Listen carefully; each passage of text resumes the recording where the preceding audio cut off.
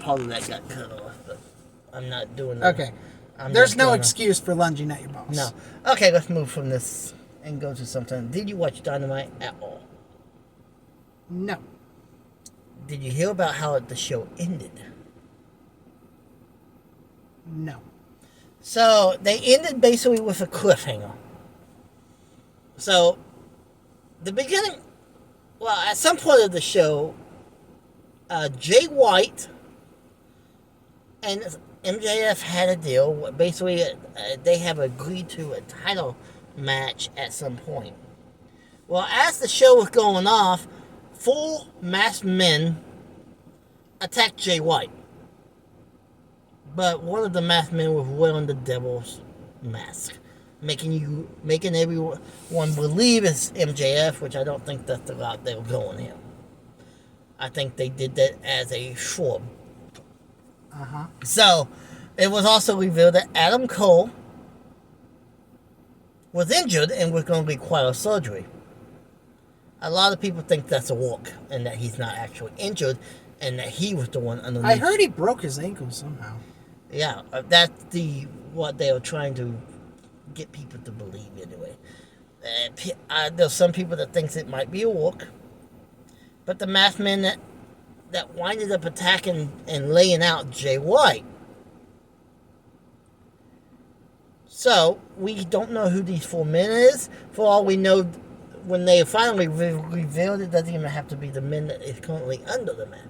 We know how that kind of works.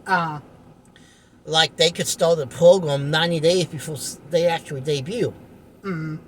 Do you hear what number I just said? I wasn't paying attention. 90 days. What does that represent? The no-compete clause is 90 days in WWE. Yeah.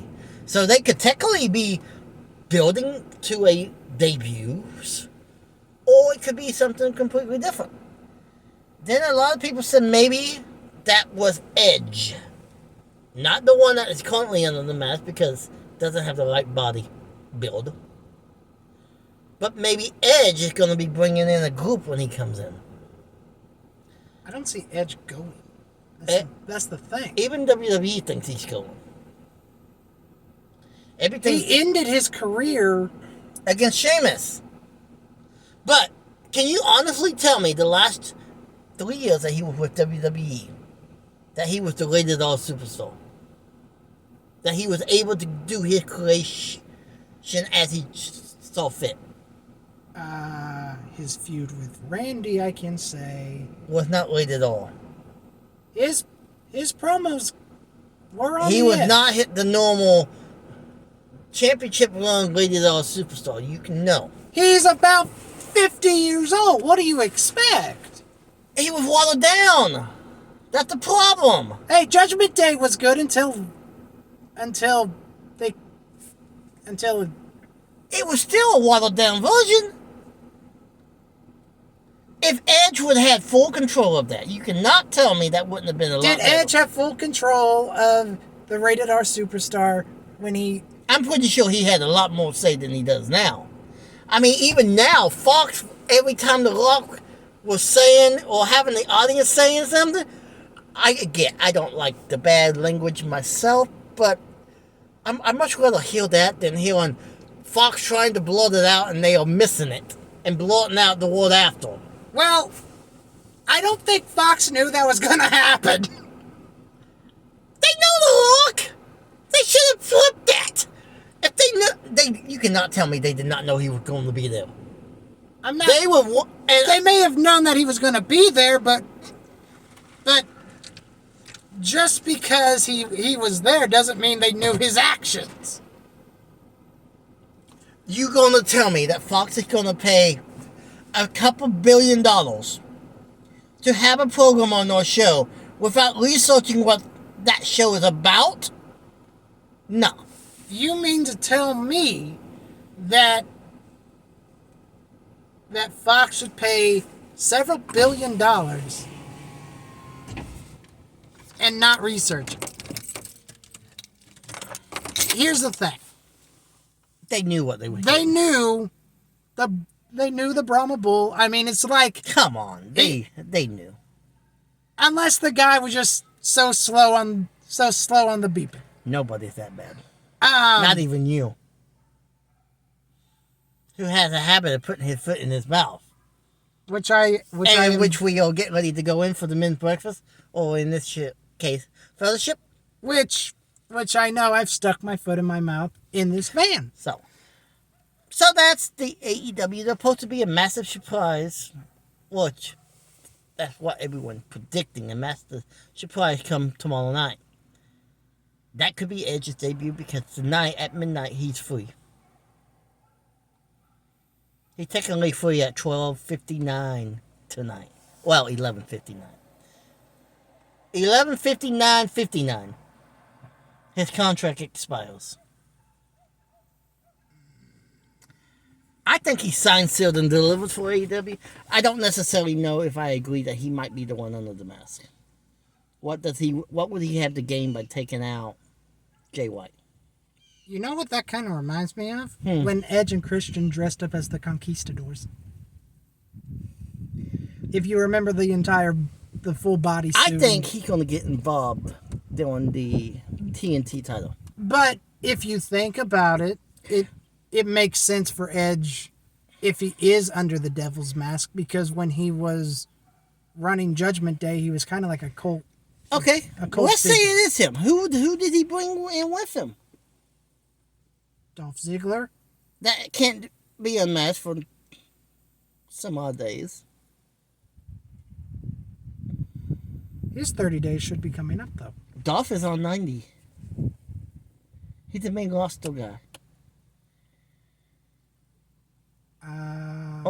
And it's only been a week, by the way. Okay, so he still has another 2 months. Well, maybe Edge is revealed, but the other three is not until closer to time.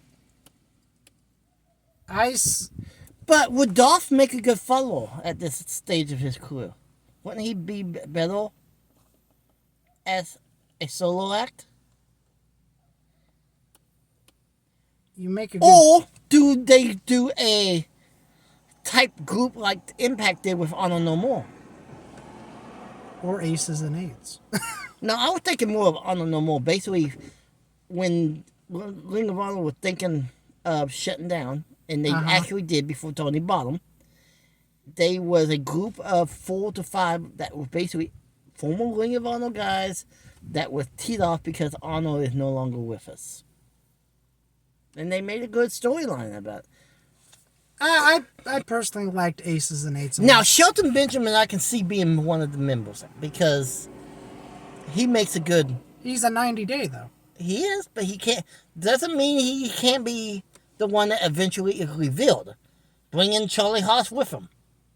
Is Charlie Haas still wrestling? He's still active, just not very much. Okay, so that would be 3 of the 4. We have Edge and the world's greatest tag team. So who would be the final? Wait. You know who AEW hasn't used in a long time, but she is still under contract? And Abaddon? she has a history of joining with Punk. Maybe she joins with Edge because the group is kind of... No, Serena Dean? Oh, Serena Dean? Or Serena Deeb. That one that used to be bald-headed with CM Punk. Serena Deeb. I mean, I could see, maybe... I could see Lance... Or, this is something we have not done. Is Beth Phoenix under WWE contract, or does she just show up when they need her? I think they're on a handshake agreement. So why couldn't she be the 4th member? Well, I was thinking the 4th member may be Lance Archer. That would be a good fit, but think about this, though. If they could have Beth basically replace Jade. And it would be just as impactful. It could. If she wants to do it. It could, but I would like, since you did bring up Jade has signed a multiple-year deal with WWE. Yes.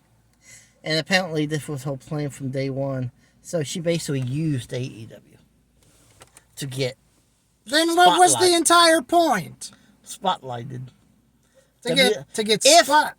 If she would not have went on such an unbeaten streak, Or she wouldn't have signed with AEW. I don't think WWE would ever wanted her. That's just me. Well, could you see Jade Cargill? Could you see WWE building her up as the next Beth Phoenix, and Beth and her having a mini feud? No, I see them building her like a China. China held the Intercontinental Championship along with Chris Jericho. And I can see her being the second. She has that body build.